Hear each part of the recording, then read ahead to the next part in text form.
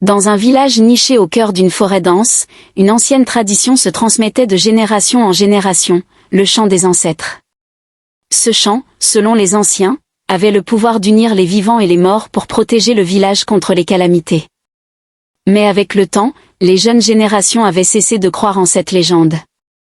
Aminata, une adolescente de 16 ans, était l'une des rares à écouter encore les récits de sa grand-mère.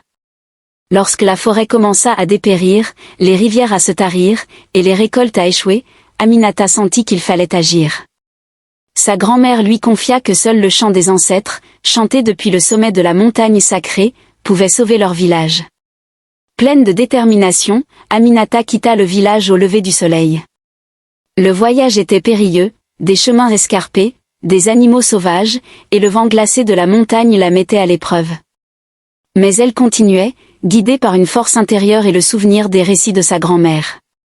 Arrivée au sommet, Aminata trouva un cercle de pierres anciennes. Elle s'agenouilla et ferma les yeux, laissant les mots du chant venir naturellement à elle.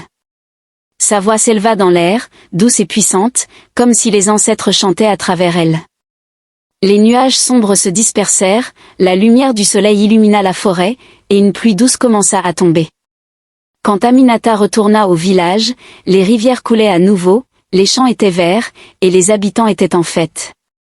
Mais plus important encore, ils avaient retrouvé leur foi dans les traditions et les légendes de leurs ancêtres. Aminata devint une gardienne de la culture du village, enseignant le chant des ancêtres à la génération suivante, pour que jamais ils n'oublient la sagesse de leur passé.